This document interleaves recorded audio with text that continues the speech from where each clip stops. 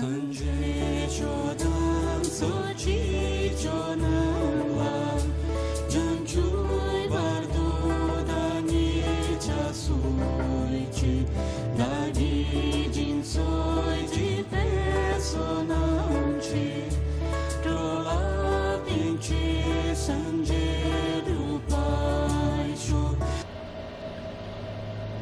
já falar um pouco sobre meditação, né?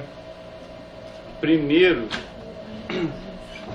a gente pensa que deve ter uma ideia, primeiramente, do que são aflições mentais, né?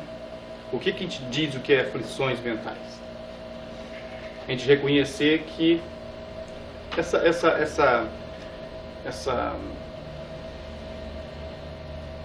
duas palavras, aflição mental, não é mais ou menos a tradução correta da ideia que você tem, que se fala que é klesha, ou niyomon em tibetano chama klesha em sânscrito. Quando a gente fala nesse sentido de aflições mentais, a gente está falando de todas aquelas situações mentais, emocionais, negativas no sentido que não causam benefício para a gente nem para ninguém, né? E dentro do ensinamento de Buda, ele classificou 5 aflições básicas ou principais, de onde surgem todas as confusões que nós fazemos em relação ao mundo externo e ao mundo interno. Mundo externo, quando a gente fala mundo externo,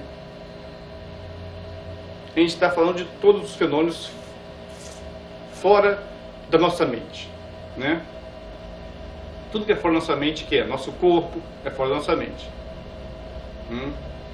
As pessoas, as coisas, tudo que surge. E o mundo interno são os pensamentos, as emoções que surgem dentro da nossa mente.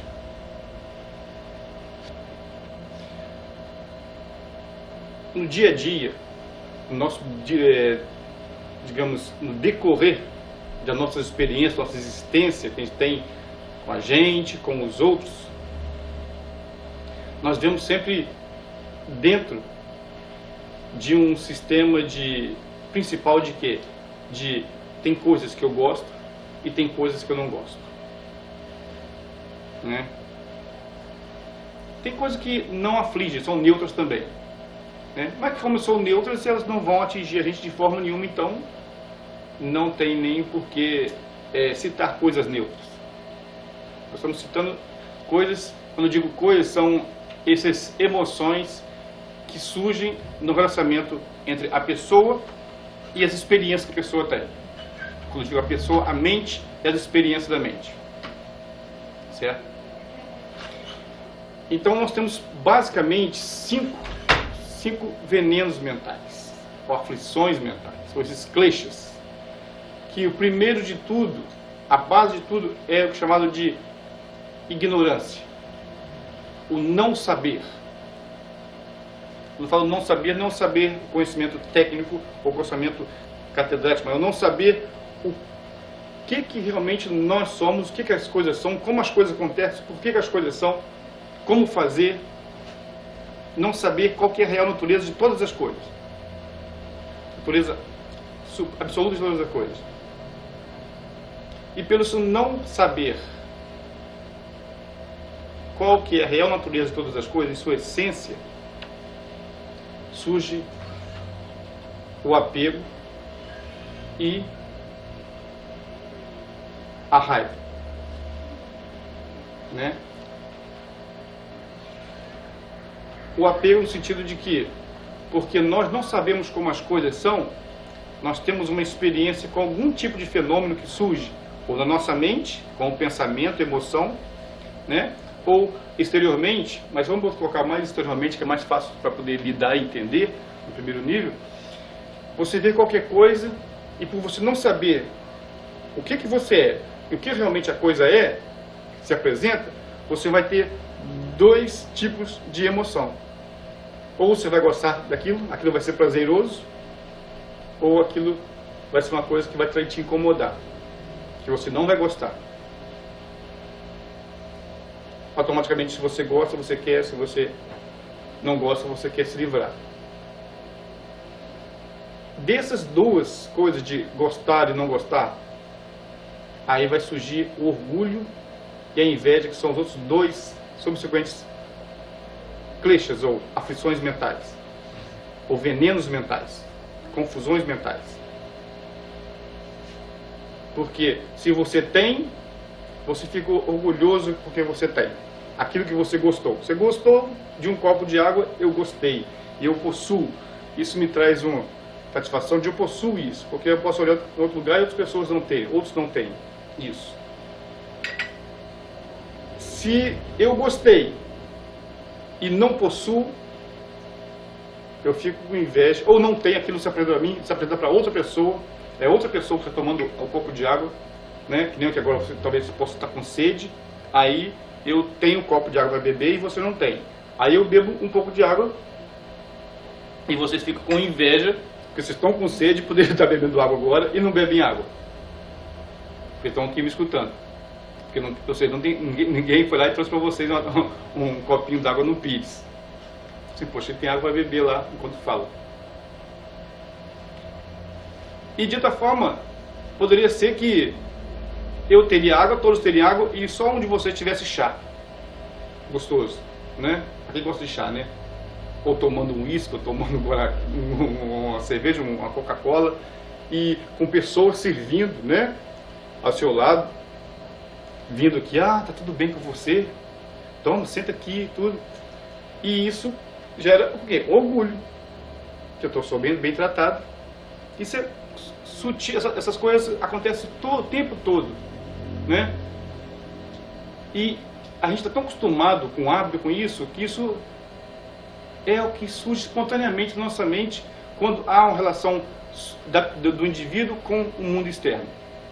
Seja fazendo compra no supermercado, seja pegando ônibus, seja lidando com outra pessoa no colégio, em qualquer lugar, com a família, né? Então o Buda disse que esses são os 5 principais venenos, né? Ou confusões que surgem na mente das pessoas. Então, essas são classificados 5 principais. Primeiro é o não saber, né?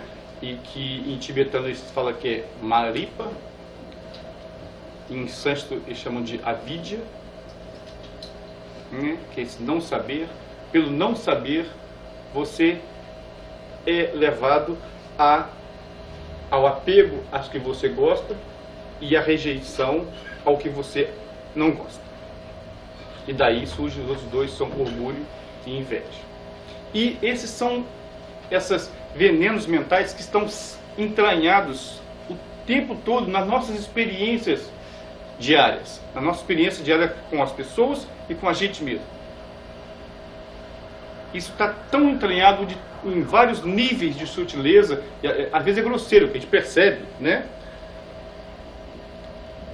E tem vezes que é grosseiro, a gente não percebe e os outros percebem, né? Esse cara é orgulhoso, né? Ou esse cara é invejoso, ou esse cara ele tem muito apego.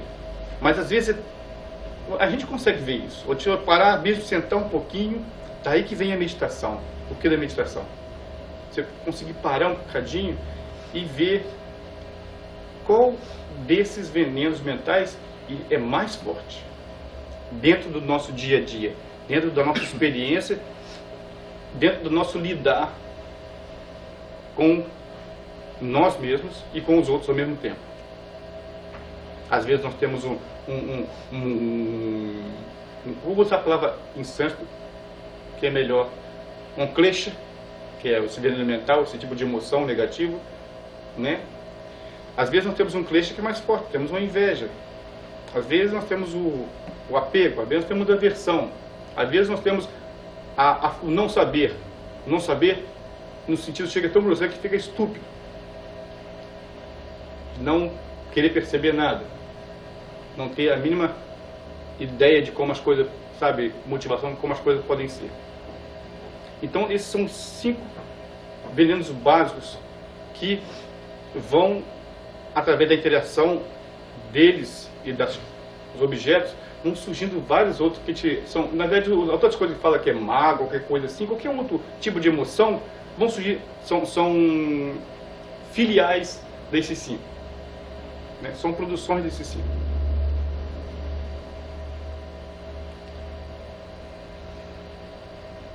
E quando a gente chega em um estado em que pensa, poxa, isso não me causa benefício. Primeiro, pensando egoisticamente. Depois vai pensar, isso não causa benefício nem a mim, nem aos outros. Nem aquele que as pessoas que eu amo, a pessoa que eu gosto. Se eu falo que eu gosto de uma pessoa, se eu cuido dela, se eu quero ela bem. Então a gente pode começar a perceber que esses kleshas, quando são exacerbados, eles vão ferir as pessoas que a gente gosta. Então não é produtivo, uma coisa que não tem porquê, né? Não tem porquê você cultivar nenhum desses 5 venenos, se isso faz mal a você, primeiramente, de uma forma egoísta, e se isso atinge a outras pessoas que você gosta, né? E ainda falando de modo parcial. Não estamos falando nem das pessoas que nós não gostamos, né? Estamos falando das pessoas que a gente gosta.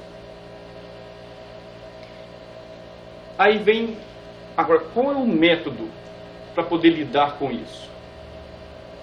Dentro da visão budista, não só para lidar com os kleshas, esses venenos mentais, mas como que o indivíduo vir a desenvolver uma mente cada vez mais clara, desperta e conhecedora no sentido de ser o contrário de não saber. Eles chamam de avidya, a sansa para o não conhecer, o não saber. E vidya é o conhecer, o saber. O A é a parte líquida negativa. Vidya seria esse despertar total e saber como as coisas funcionam e como você funciona. E como você realmente. Isso seria vidya. Quando você bota o A na frente, seria a partícula negativa. Quer dizer, que é o contrário de se conhecer. E um método que o Buda Siddhartha Gautama, né, viu somente através da prática, da meditação, que o indivíduo pode vir a trabalhar melhor com esses venenos mentais, de uma certa forma de enfraquecê-los, e com o tempo, através do esforço em cima, trabalhando em cima, de erradicar totalmente isso. Meditação, nós temos, quando fala em meditação, geralmente você vai ver que em tradição é um nome, certo? É apenas um rótulo. E você tem várias tradições que fala que tem técnica de meditação assim, tem meditação assim, meditação assada. Aí, quando você escolhe uma técnica ou não de meditação, o primeiro ponto não é assim, porque eu vou fazer meditação, mas tem que saber para que você está fazendo meditação, né? E o que aquela técnica de meditação específica de alguma tradição, aonde ela leva, qual é o objetivo dela. Às vezes tem uma meditação, uma prática de meditação, para você apenas ser mais alegre, rir mais, transformar a mente e não ser tão sisudo. Às vezes tem prática de meditação que é para você ganhar amigos, ou para poder se dar bem no emprego, ou ter uma melhor relação de conversar melhor com as pessoas, ser mais desinibido, ou às vezes ser mais introvertido, porque às vezes é desinibido demais, né? Mas isso não é o tipo de meditação que se aplica dentro do budismo.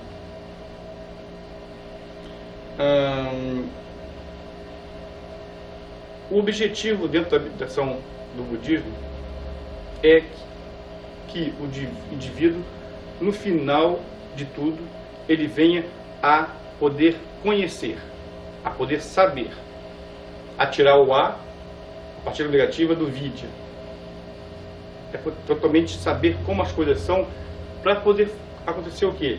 Ele não ficar preso, atrelado e sendo guiado em si, né, pelas emoções totalmente aleatórias que surgem quando o indivíduo não conhece e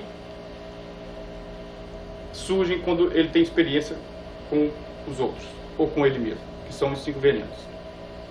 Então, a princípio da meditação é fazer com que o indivíduo venha a sofrer menos, venha a entender mais, a ter mais controle. E como que ele sofre menos? Quando essa mente desse indivíduo, ela vai aos poucos não seguindo, né, não correndo atrás das emoções negativas, dos pensamentos e das emoções que levam ao sofrimento. Se o indivíduo, às vezes, por exemplo, todo mundo sabe que pensamentos de depressão, né, de achar que é ruim, é inválido ou não gosta daquilo, vai levando, é uma coisa negativa, vai te levando cada vez mais a ficar com depressão. E se você olhar bem, você vai ver, mas por que eu estou com depressão? Às vezes a pessoa tem até um motivo, uma morte, alguém, mas às vezes você está numa situação totalmente boa de vida, né? Está uma situação média, como a maioria das pessoas, e ainda continua vindo a depressão. E o indivíduo fica cada vez pior e pior. E por que isso? Não, nada lá de fora que está atingindo, você não está doente, você não perdeu ninguém, e por que continua alguma coisa te puxando para dentro ou para baixo? É porque nós entramos às vezes num círculo, né? Ou num ciclo isso fica às vezes tão sutil, tão assim subjacente, que a gente automaticamente, sem muito pensar, sem muito elaborar, a gente fica seguindo essas emoções. Às vezes surge um estado meio de tristeza, você olha para a paisagem, aquilo te dá assim, uma coisa, né, de tristeza, às vezes uma paisagem meia lúgubre, assim, meia estranha. Tipo, quando eu estava nos Estados Unidos, a maior parte do tempo no leste dos Estados Unidos, o tempo todo no inverno é coberto, cinza e nevando. Eu falei, por isso que todo mundo fica triste aqui nesse lugar aqui, porque não deu um sol. E isso surge uma situação de não gostar daquela visão, daquela experiência que surge na frente, e dá uma coisa assim de tristeza, porque não tem isso que nós estamos acostumados, sol, alegria, som, música.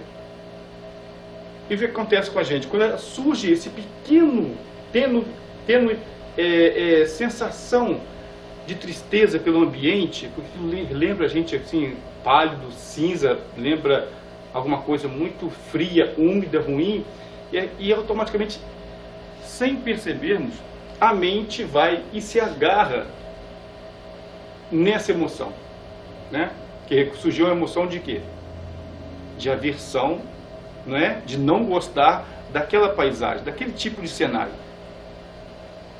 E uma das coisas que faz que isso continue é que a mente, ela segue a emoção, ela segue aquela primeira emoção que teve. E às vezes se torna um ciclo vicioso, que ela, a própria mente, por não saber que aquilo é apenas um cenário, e não perceber que pensamentos de ansiedade, tristeza, vão trazer mais ansiedade e tristeza, vão fazer você ficar com o corpo ruim, se sentindo mal, mais triste, ela produz mais em cima, ela tenta, como diferente, ela constrói suporte para sustentar mais ainda aquela situação de tristeza. E assim vai. A ideia da meditação é que o indivíduo possa parar, sabe, fala assim, pô, peraí, vamos dar um tempo. Ali temos um cenário que é meio tétrico, meio ruim, que não me agrada. Mas por que eu devo seguir essa emoção sem fim? Toda a vida. E trazendo prejuízo para mim mesmo.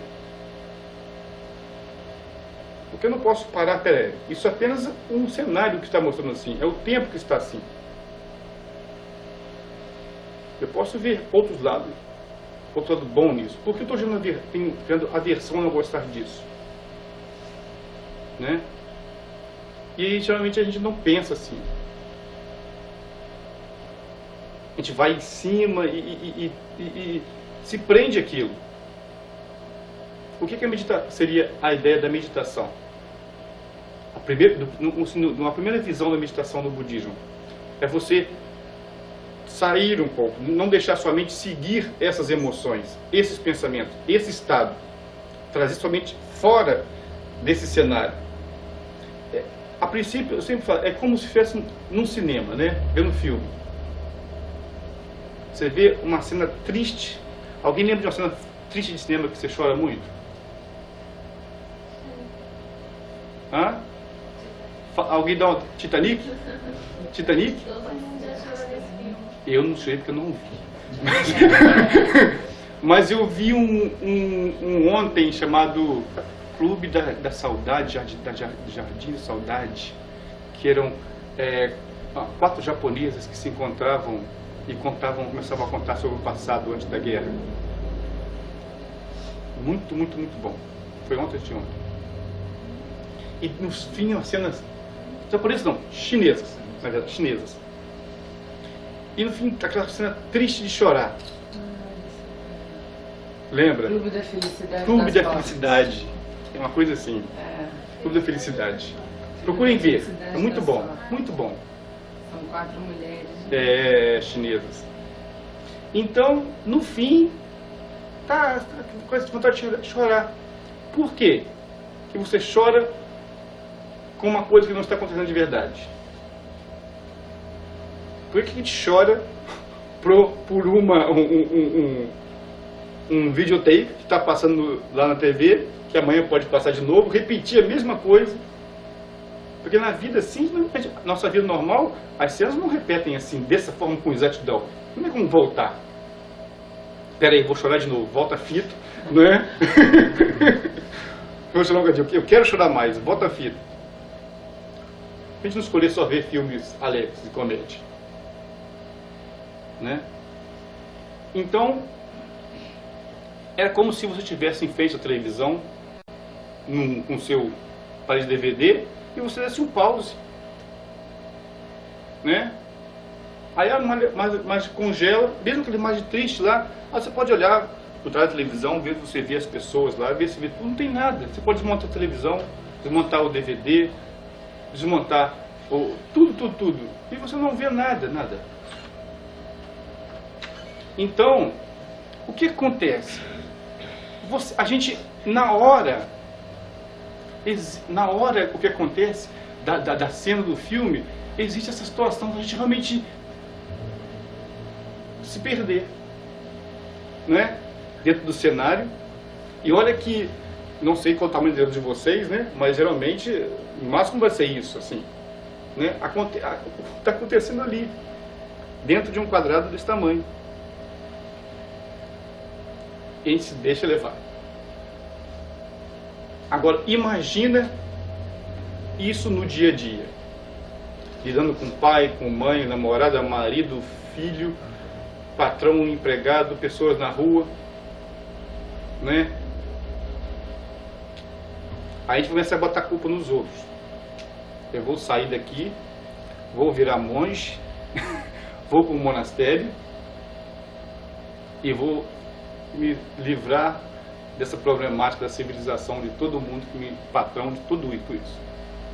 Aí chega no monastério, você é obrigado a viver com um monte de monge que foi pensando a mesma coisa ou não, né?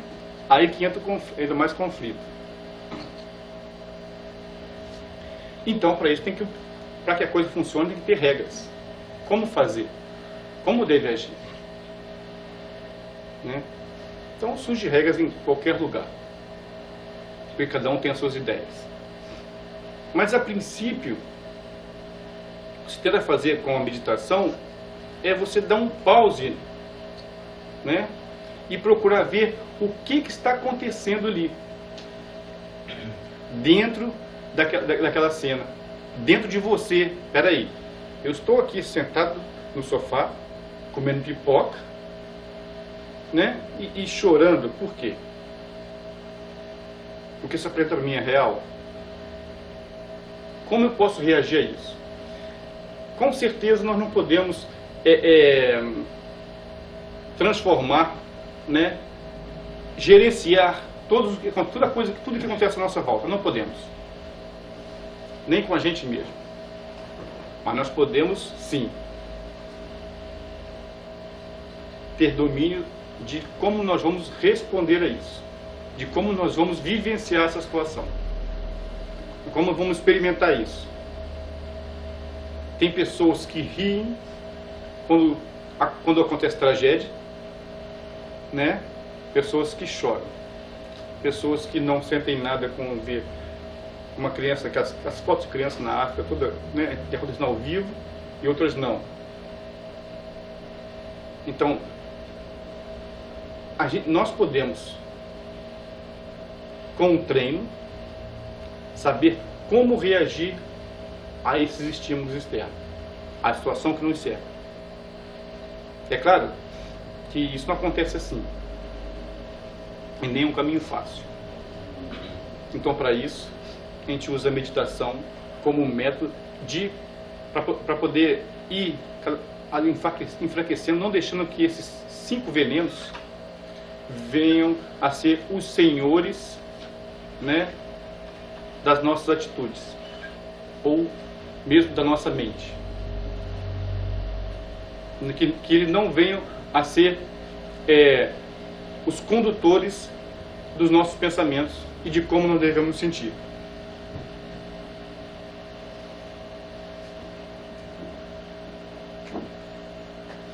Para ter uma meditação mais efetiva, porque nós não estamos acostumados mesmo a dar esse pause, sabe, a ficar com a gente mesmo, que é tanta coisa ao mesmo tempo, né? E a gente não tem costume nenhum, a maioria não tem costume nenhum. A primeira coisa que se aconselha é que a pessoa comece a treinar fora do turbilhão das emoções. Porque dentro das emoções, você não vai ter tempo de pensar em como lidar com elas. Você vai estar ali envolto, correndo atrás, como se fosse um cachorro do próprio rabo. Atrás do próprio rabo. Então, o que se aconselha é que você possa sair fisicamente e mentalmente desse turbilhão. Imagina se você tem uma família, por exemplo, de 8, 10 e está uma briga na família, né, dentro, por alguma coisa. E você lá dentro não vai conseguir nada com as mesmas emoções, tentando ser racional daquilo tudo. Eu sei porque a minha família é grande, né? Então aconteceu. Então não adianta você querer na hora opinião, não adianta. Você quer dar uma coisa, agir correto, pensamento correto, ter uma visão melhor do que está acontecendo em toda a situação, sai. Esse é o primeiro passo. Então o que se aconselha para uma meditação efetiva é que o indivíduo saia do âmbito normal das confusões que ele vive. Então, para isso que quando nós, como temos uma tradição budista, coisa assim, nós temos centros de Dharma, os centros de prática, em que as pessoas se reúnem fora, né, do âmbito de casa, do trabalho, né, para poder vir a um centro de Dharma, ao local que está, todo mundo veio para fazer a mesma coisa, um ambiente tranquilo, calmo, e na hora que está específica para sentar e fazer a prática e meditar, né? Para os mais avançados ainda é melhor então até sair para solitário. É você solitário com o próprio corpo, sozinho. Então fica mais fácil para você ver como a mente está funcionando. Você pode voltar o filme, vai, né? Imagina se estiver sentindo televisão com um monte de gente e... Ah, peraí, volta a cena ali no Vi, outro não vi. Aí cada um quer ver uma cena, né? Ou quer passar de canal, um vê um canal, outro canal outro. E acaba, você que quer seguir, você não consegue. Então é melhor você pegar sozinho uma televisão, né? Botar o seu filme, ficar com o controle da sua mão. Você pode ir, voltar quantas vezes, até você ter certeza que você não vai chorar mais no filme, né? Outras pessoas não, e você, no meio de outras pessoas você não vai conseguir isso e vai perturbar as pessoas. Então a primeira coisa que se aconselha é esse estado de solidão no sentido de um pouco de isolamento, Você tira um tempinho de isolar e fica tranquilo para poder fazer essa reflexão sobre esses 5 venenos, né? Mas também não basta só a solidão ou isolamento só do corpo. O indivíduo tem que ter essa predisposição de pensar também, peraí, vou me isolar também dos pensamentos que causam confusão. Não vou ir para o lugar tranquilo e sentar e ficar preocupado com isso, com aquilo, trazendo problemas de outras coisas para esse momento. Você escolheu um momento que agora eu vou praticar um pouco. Vou tentar resolver esses problemas. Por que eu me descontrolo nas emoções? Por que as emoções tomam conta de mim? Por que a minha mente, ou eu, quando eu falo eu, digo, sabe, na mente, essa coisa que nós pensamos, achamos que nós somos, por que eu não tenho controle total de mim mesmo, né? Então, tira-se um tempo, um local e se estabelece assim, agora isso aqui é a minha fortaleza. Eu vou botar em prática agora técnicas que possam, né, me ajudar a, quando aos poucos eu sair dessa fortaleza, eu consiga lidar melhor lá fora, trabalhar melhor lá fora, né? Quando lá fora eu digo com o burburinho das confusões, dos pensamentos que surgem, das emoções que surgem, das experiências que acontecem à nossa volta. Então, meditação, ela vai sempre se dividir em 2 partes, 2 etapas.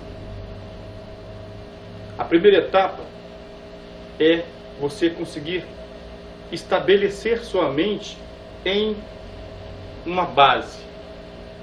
Porque, normalmente, na confusão, a nossa mente não está estabelecida ou não está assentada em nenhuma base. Ela está apenas seguindo qualquer coisa que surge, correndo atrás daquilo que acha que é bom, fugindo daquilo que acha que é ruim, não é? Se inflando com aquilo que ela acha que ela é, e se deprimindo com aquilo que ela pensa que ela não tem,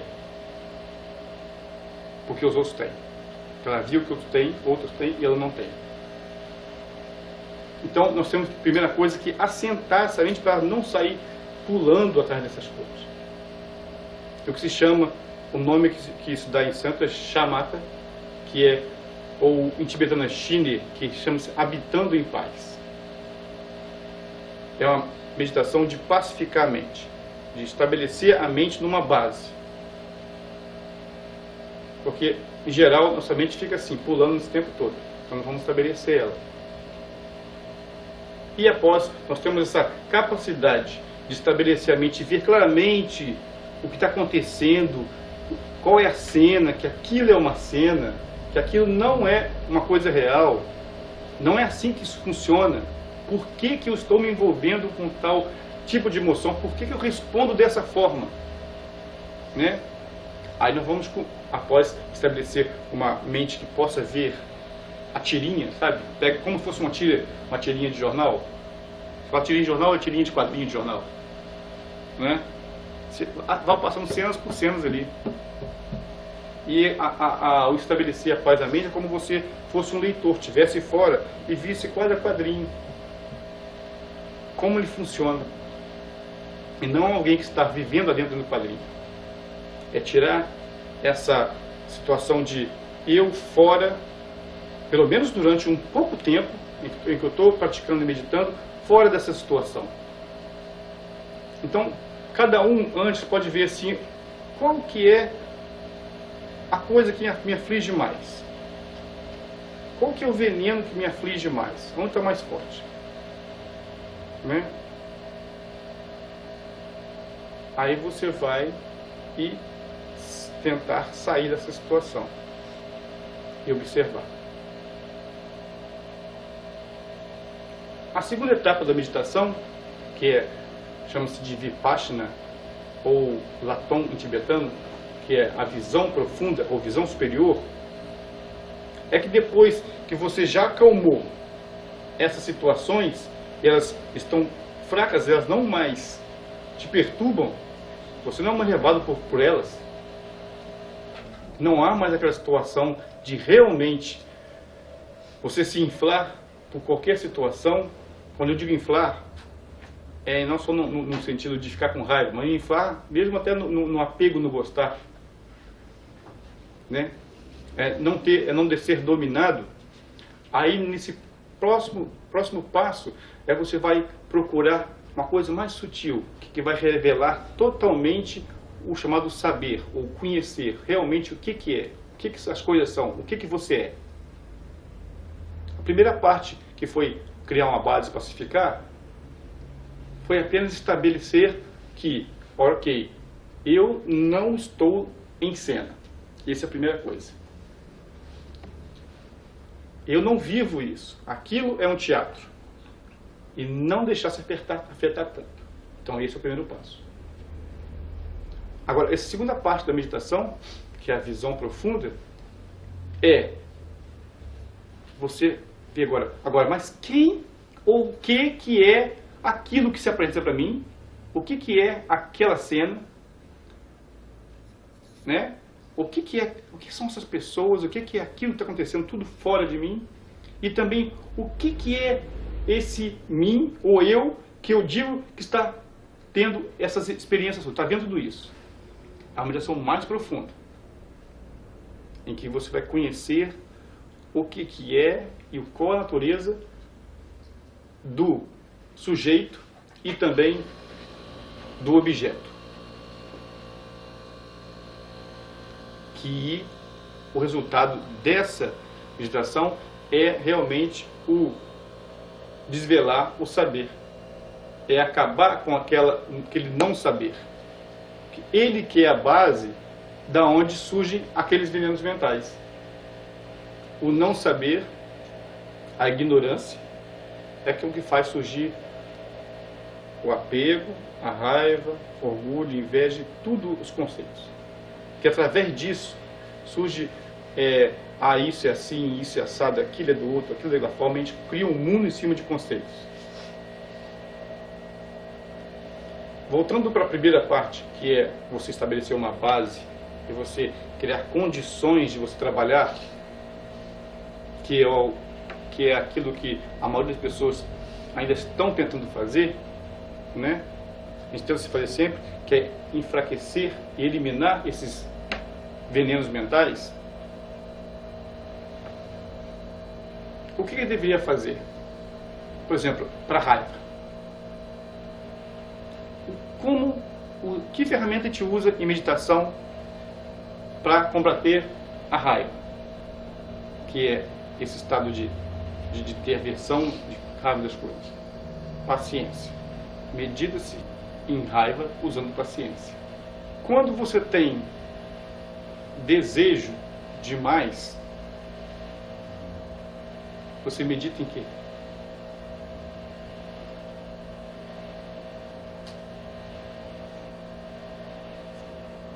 Generosidade,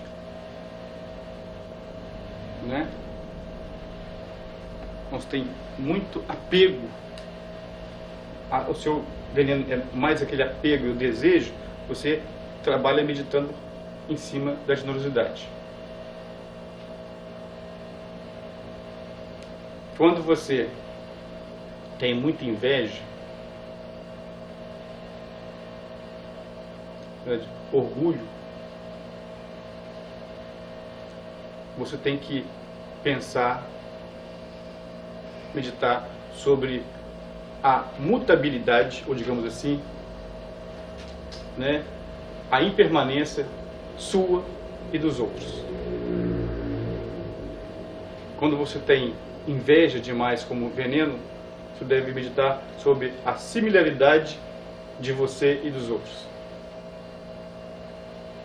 da igualdade sua e dos outros. Então esses são os focos para esses 4 venenos.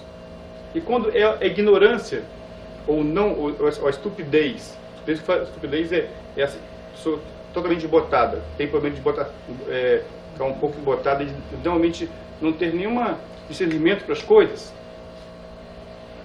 A meditação é na respiração, né? Aí a gente pensa assim, então, aí todo mundo diz, eu não sou burro, não vou meditar na respiração, eu não sou ignorante. Mas na verdade é a ignorância que gera todos os outros 4 venenos. Então não adianta, todo mundo, nós todos somos ignorantes, em vários níveis, né?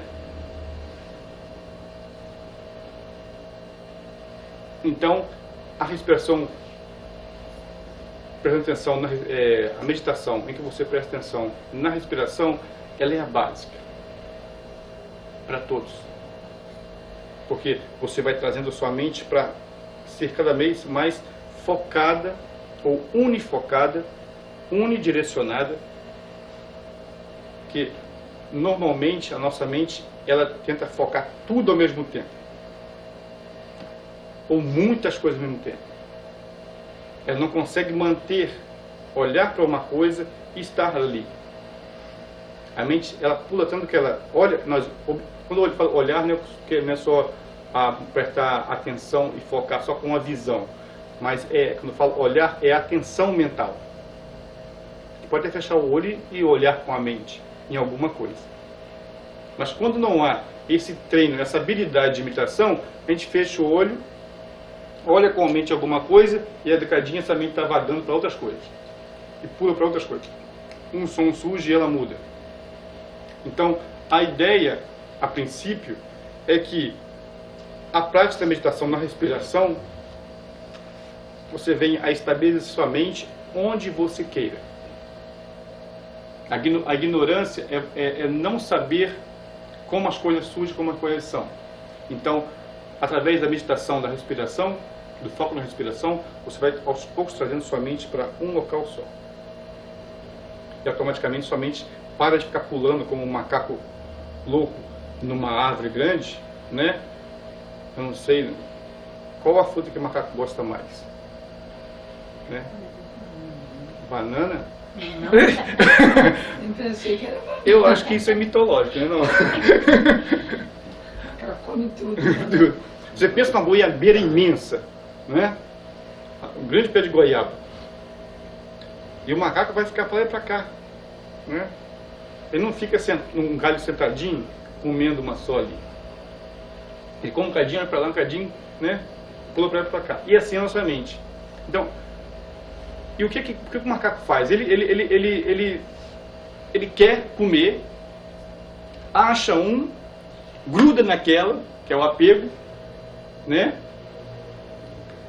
E se alguém tenta tomar, ele fica com raiva, ele gruda com tudo, ele olha em volta, ainda tem um montão ainda, e ele fica desesperado porque ele quer comer aquela, não quer dar daquela para ninguém, segura, quer comer aquela, ainda quer correr para comer as outras ainda, né?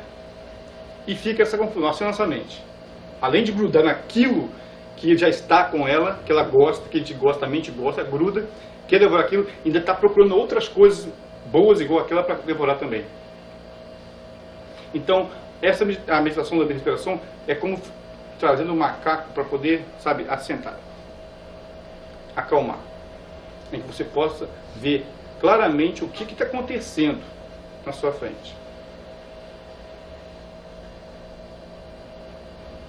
E a coisa mais básica que tem da meditação é sentar tranquilamente, né? Você tem técnicas e técnicas e técnicas de meditação. Mas, a princípio, o melhor que você tem é sentar tranquilamente. Para quem é principiante, sentar no chão, dói, sentar na cadeira é melhor. Mas uma coisa que é básica, que todos devem ter, é manter a espinha ereta. Porque nós estamos totalmente ligados à nossa mente em cima da nossa respiração. Quando ficamos nervosos, a respiração agita. Quando ficamos calmos, a respiração calma. Isso sem esforço físico nenhum. Não é? Então, se nós pudermos manter uma situação em que os ventos corram tranquilamente, nós estamos bem assentados na coluna, a mente vai ficar mais fácil para poder focar e assentar e criar essa base, né? E vamos poder ficar mais tempo unifocado, olhando para um estado, mantendo um estado só, não é olhando para um estado nenhum, mantendo um estado só.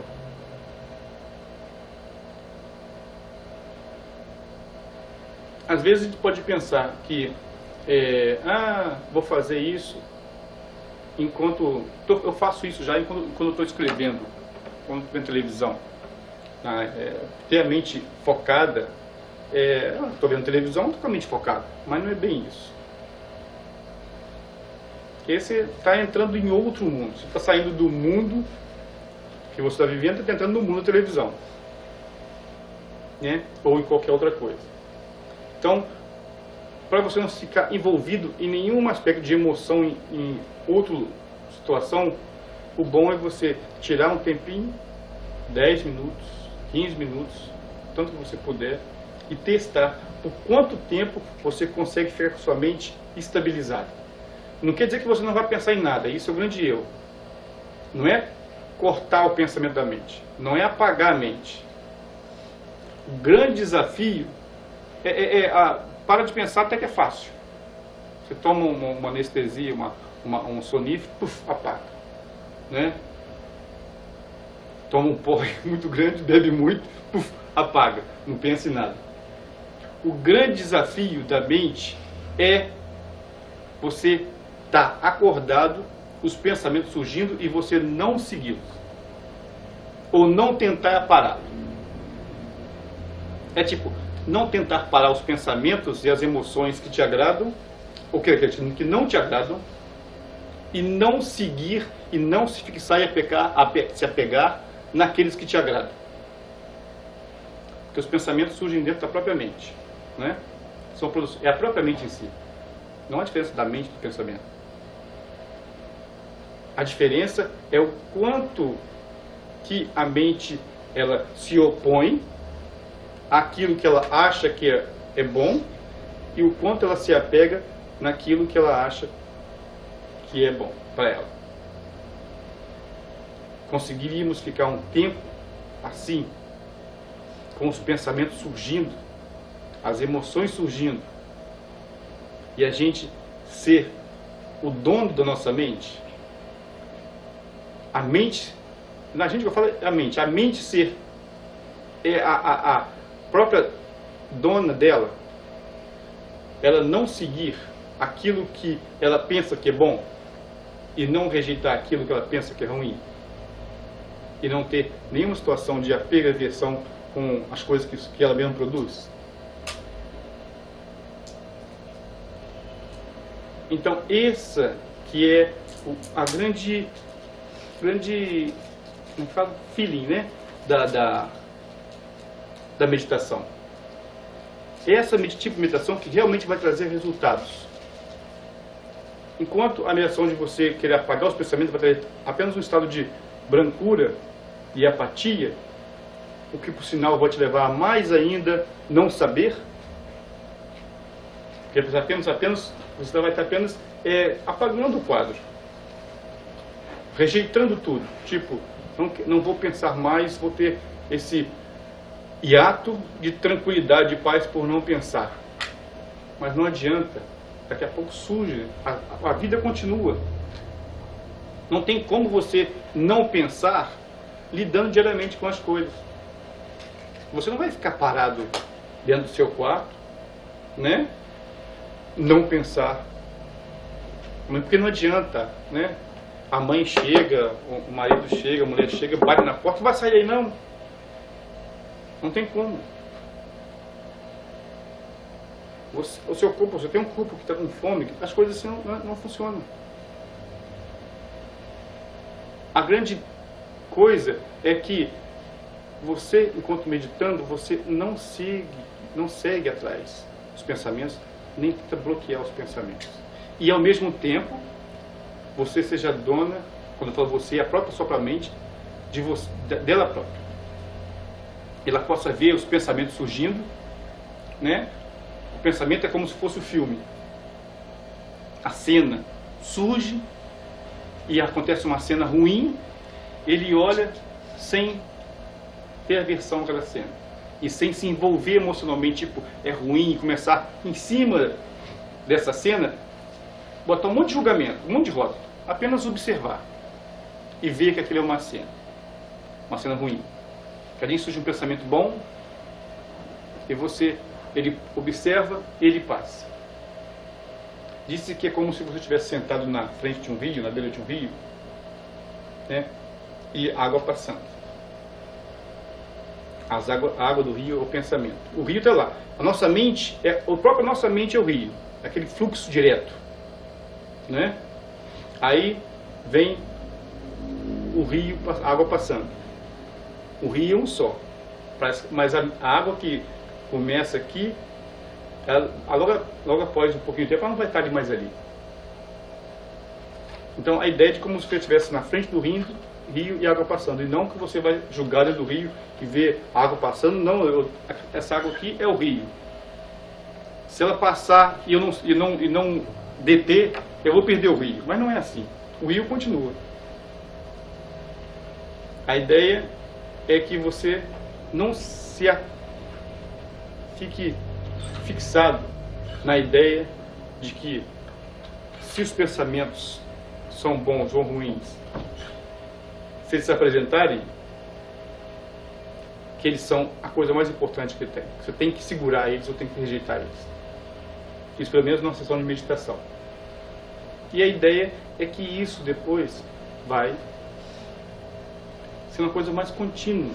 Depois, no pós-meditação, após você conseguir um pouco de experiência, que você levanta, você vai ter uma mente que vai poder olhar as coisas com mais tranquilidade.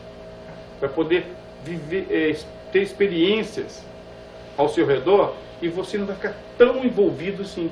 Por quê? Porque você já começou a criar hábito, quando você está sentado meditando, a não seguir essas situações. Aí, na sua vida, apresenta uma situação qualquer. Antigamente, a primeira coisa que acontecia era o hábito de você julgar aquilo. É bom, não é ruim. É bom, é ruim. E se é bom, é assim, assim, aí um monte de coisa. Se é ruim, é assim, assim, assado. O resultado da meditação é que você vai olhando aquilo, acontece as coisas, e não há essa resposta imediata. Há essa distância, começa a acontecer uma distância entre você e a cena, em que você pode examinar melhor a cena, examinar melhor você, e daí, aos poucos, achar a melhor ou mais benéfico modo de agir perante a situação. Por quê? Porque você não vai estar tão envolvido ou envolvida emocionalmente, tanta emoção de apego, desejo de felicidade, de gostar, de certo ou errado, com o que está acontecendo. Por que isso não acontece agora com a gente? Porque nós temos um ciclo de hábitos, nós temos isso arraigados, que a gente já tem que ter opinião, como dizia o Raul Seixas aqui, não tinha que ter opinião formada sobre tudo. Acontece que a gente, normalmente, nós estamos prontos, mesmo sem pensar, a dar nome para tudo, a atribuir qualidades para tudo, a dizer qual é a nossa opinião, se aquilo é certo ou se é errado. Mas isso é automático. As coisas surgem e a gente vai lá e bota um rótulo nela. As coisas surgem e você já veste ela. Primeira coisa que veste é ruim ou é bom.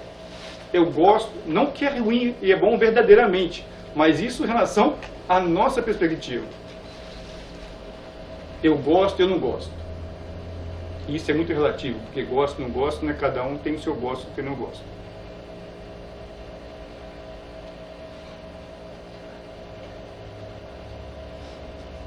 Quando esse processo vai se tornando mais assimilado, isso não quer dizer que ninguém vai ficar um gênio, vai ser super poderoso, né? Que às vezes é o grande erro que acontece também, que as pessoas acontece dentro da prática da meditação, às vezes pensa assim, o orgulho é uma coisa que eu não tenho. Mas o orgulho e inveja, eles não se apresentam tanto como apego e desejo. Apego e desejo está na cara ali, é a primeira que acontece. A gente pensa que orgulho e inveja, ele é fácil de eliminar. Mas acontece que às vezes você está praticando e você começa a ter essa situação de realmente observar mesmo o que está acontecendo, ter essa distância, ter o melhor julgamento. Aí o que acontece? Você olha para os outros e você vê que os outros estão tão envolvidos naquela confusão. Aí você fala, tá vendo? Eu sou um meditador. Eu consigo, já posso sentar aqui e ficar dar palestra para os outros. E ficar ensinando os outros como meditar. E falar que você está errado, que é assim, que é assado. Aí o orgulho lá, devagarinho, sutilmente lá ainda. Então, às vezes, quando a gente fala desses 5 venenos, a princípio parece que é aquela coisa bem estampada, mas é como se fosse estampada, mas ele tivesse depois, sabe, camadas fininhas, isso vai entranhando, está muito entranhado na gente. Por isso que eu digo que a gente tem esses hábitos de responder as coisas, de fazer as coisas, e isso não é eliminado assim. Isso precisa esforço, precisa perseverança. É claro que cada vez nós vamos eliminando, nós vamos ficando melhores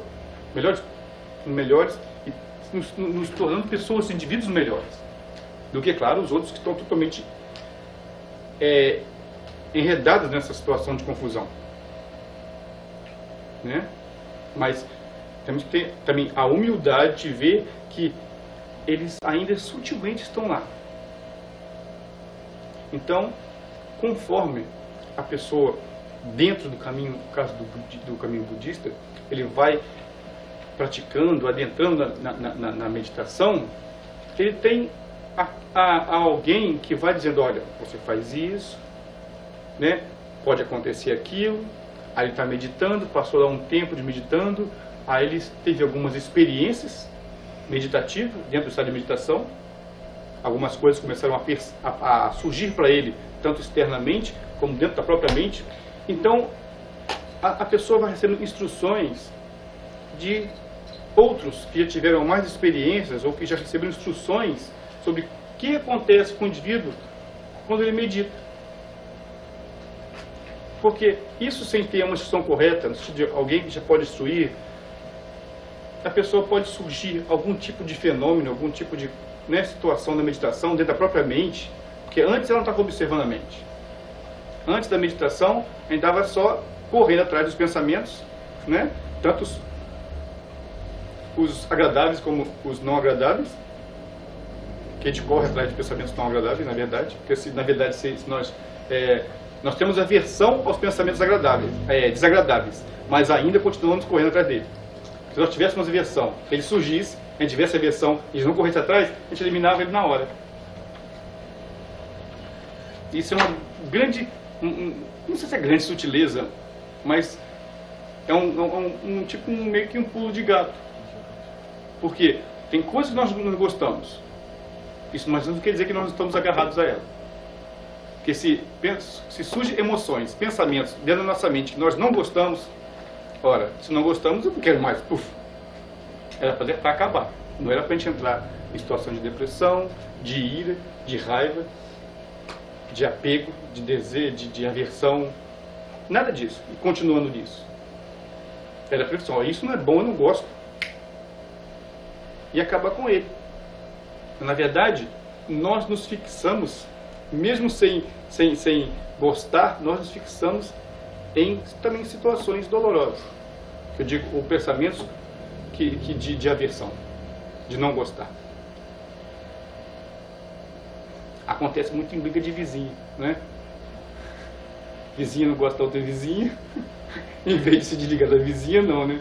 Perturba mais outra vizinha ainda. Quer dizer, se apega ao não gostar da vizinha.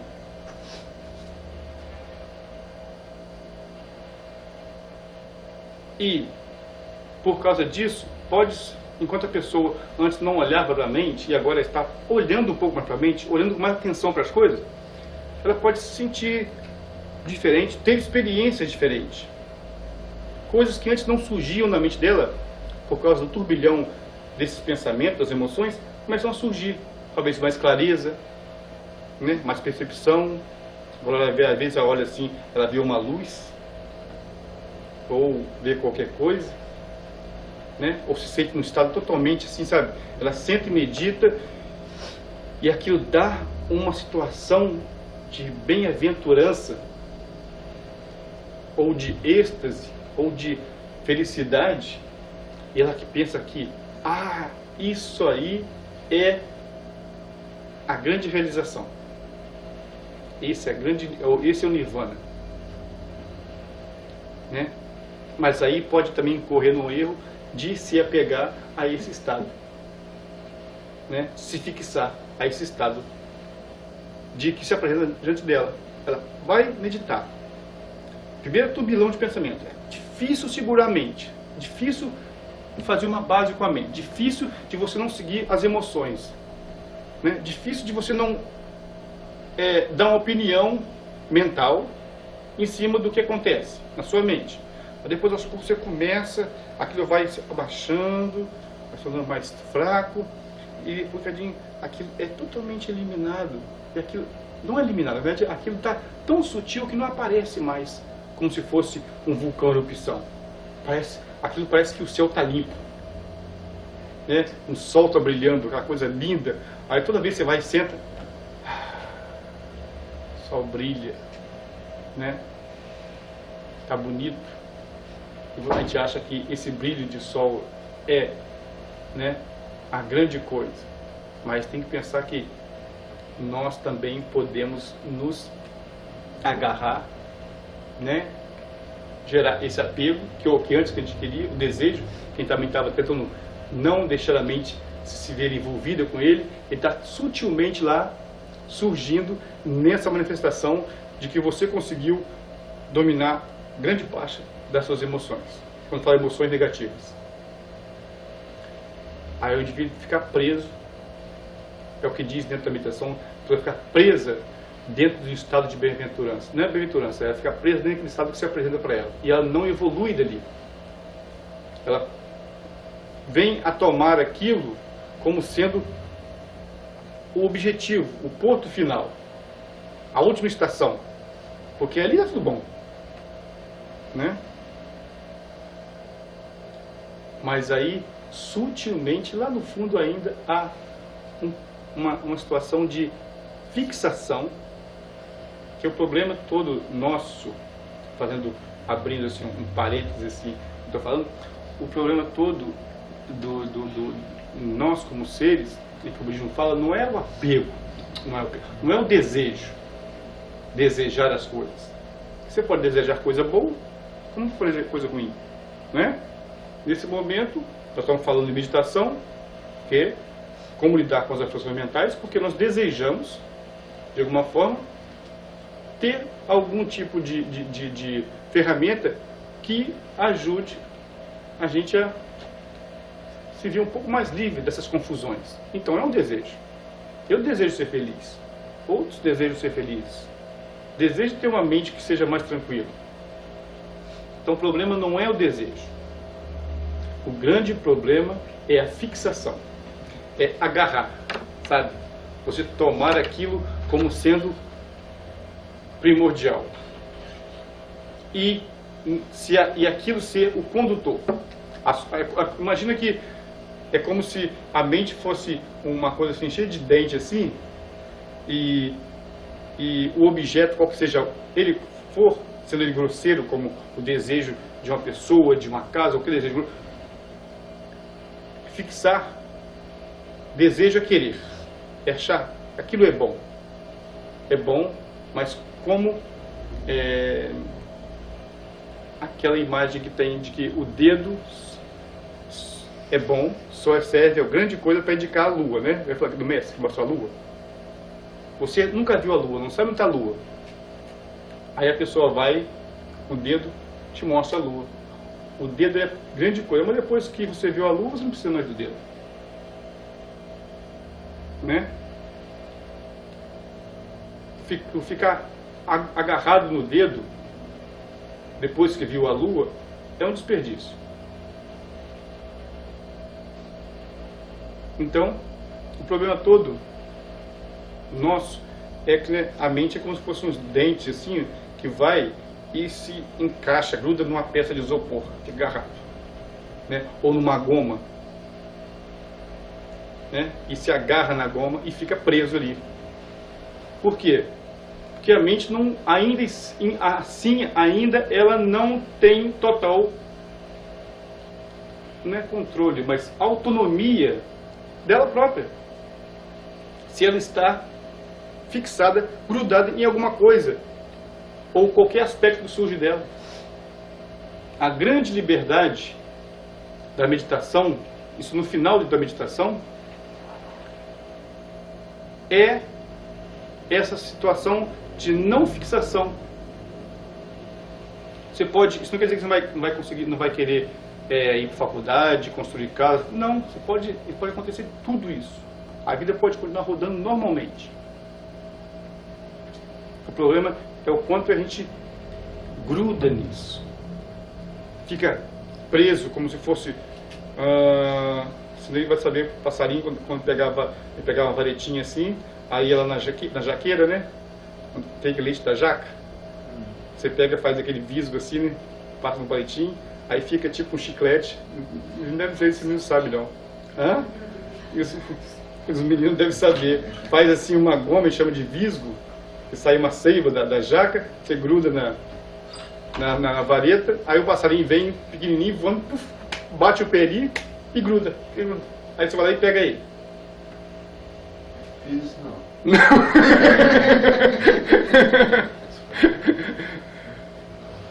Então, enquanto o passarinho vivia antes, ele poderia ver aquilo e desejar, ou ver a jaca desejar. Agora, como ter isso sem ficar preso? Né? E nós estamos presos.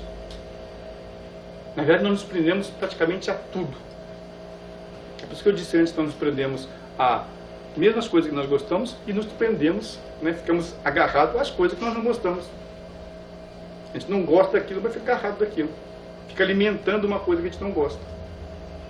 É muito mais fácil você abandonar uma coisa que você não gosta, mas assim, pelo nosso hábito grosseiro e também sutil de agarrar nas coisas como sendo elas existem, elas estão ali, sabe, são verdadeiras, a gente fica preso. E através da meditação, esse soltar, né, vai acontecendo uma liberação aos poucos. Não é que vai sentar aqui hoje e todo mundo vai voar com um passarinho, mas através do exercício nós vamos